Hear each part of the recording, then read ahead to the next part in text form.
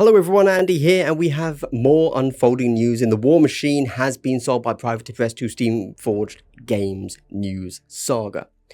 This news isn't as exciting as the last news, which obviously was pretty earth-shattering, and yet they managed to touch on the material used going forwards, tournament coverage, their own battle reports, a new starter set, new Khador and Signar armies, and the possibility of a skirmish format. Okay, I'm stretching it a little bit thin there, a little bit like, a little bit oof, but we all love being stretched, so do bear with me. This is still all big change, and the question remains, what is Steamforged doing with my beloved IP that is so beloved because it's as close thematically to Warcraft as I can find on the tabletop, and I'm still really surprised no one else has done Warcraft on the tabletop, apart from, of course, the Warcraft tabletop game. Moving on. I'm going to summarise their news post and then dig through the AMA on Reddit to pick out the interesting stuff. The big overarching key highlight is that for the next 6 months, nothing is changing. Privateer's plans will continue, and we know that means the Crix Necrofactorum and the Trenchers, I can only think of them as Helldivers, I don't know, airdrop dudes, are coming up next, which are basically two of my favourite factions, so yay. In the meantime, what is Steamforged doing? Apparently they are making product available. That's it. For the next 6 months, the only effect of this purchase should be that the product is fully stocked in your local game store or direct. Also, a marketing strategy which implies more events and community building. Privateer did good stuff, but they were like butter spread too thin over toast. Great folk, but a skeleton crew and pushed to their limits. Steamforged has the people power to attend events, run demos, just generally get the word out there in a very basic feet on the ground, oh it's boots on the ground isn't it, never mind, kind of way. Additionally, they double down that the existing Privateer design studio will continue work, specifically the rules writers, the lore writers and some of the artists. Okay, those are the highlights, which is mad because that was a lot. And the next thing they confirm is a 2-player starter set that will be in hard plastic. And if you're a subscriber to my channel, I'd like to give you a big double hello. Yes, that's not edited in, I do that live. The wholesomeness knows no bounds, and I think no explanation is needed for why a pleasantry given to you twice is wholesome. So let's keep it reciprocal and just give me a like, a subscribe and a comment. The comment can be as simple as 3D printed resin, hard plastic or metal, which is the best. 2-player starter set, and it's between Khador and Signar. Yes, King, slay.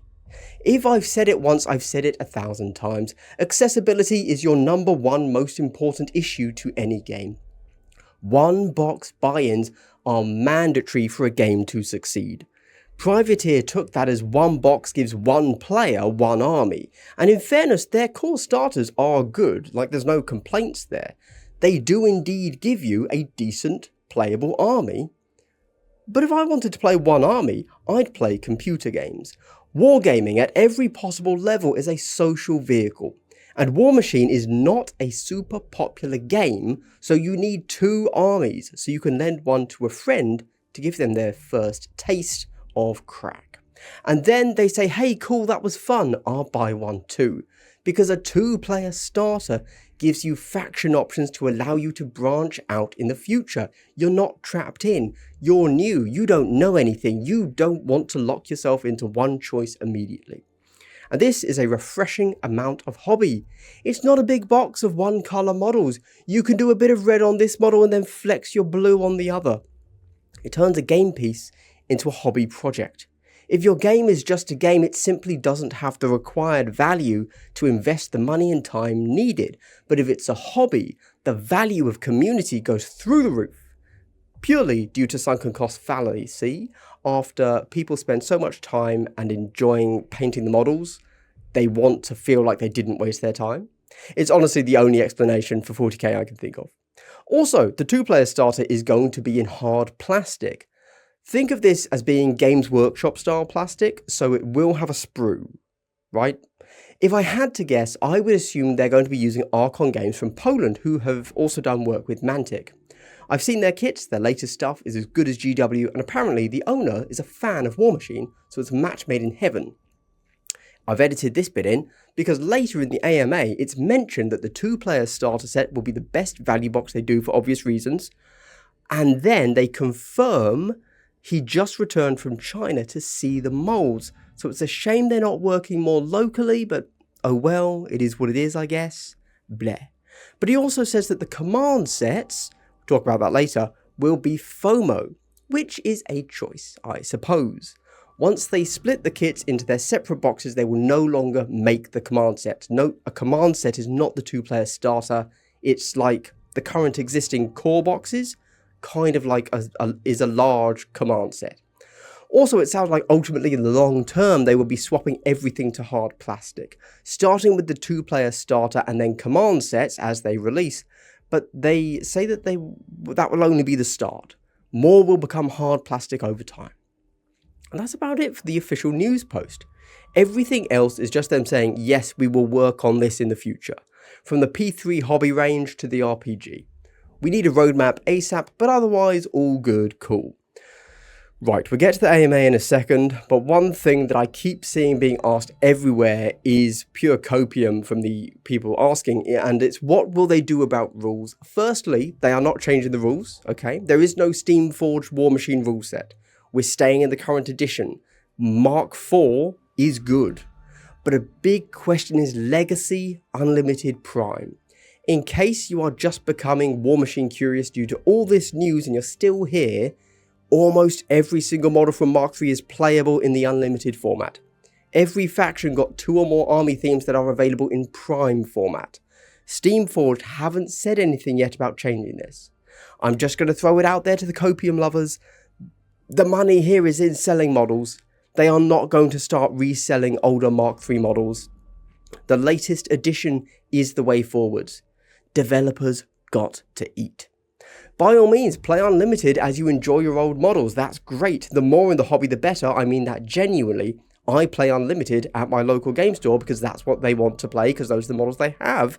But accept that going forwards, it's not the way. In the AMA, we had Matt, the chief creative of the company, answering questions. Firstly, my own question. I pointed out how great print media is, and he said it's too much hassle, so no. So bye-bye data cards, I've made my own. Oh well.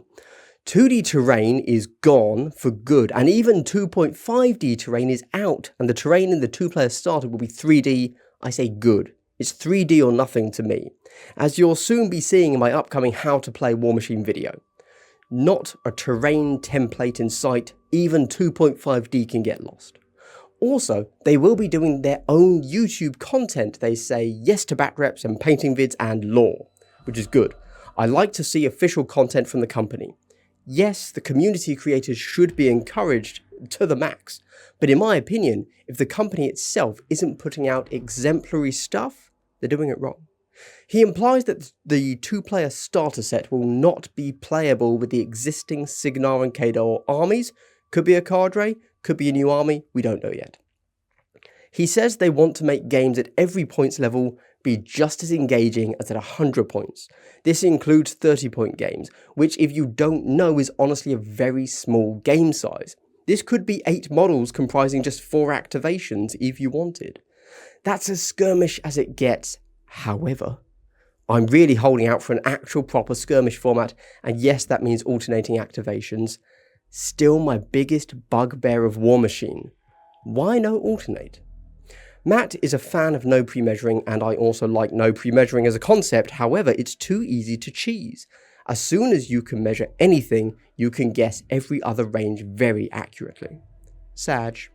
He confirms lore is still coming out as planned. The writing team is unchanged. It will still be in the app to subscribers. They are already receiving samples from UK producers for existing products, so we can assume that the UK and EU will get restocks soon. And that are my highlights. That is my highlights even. Those are my highlights from the AMA by Matt and Steamforged Games there. Awesome, I thought those were all cool. I'm very excited for this Warmachine stuff, if you can't tell. Why? I don't really have an answer for you. I just like the IP, I like the world, and what I find really confusing is when people don't like it. There you go. If you made it to the end of the video, I'd like to give you a big triple hello. Wow, wasn't that incredibly wholesome? Hey, you're cool. You do you. You get Warmachining. And I'm going to go and make these how to play videos. I've procrastinated so much today doing them. I should probably do it. Alright, bye.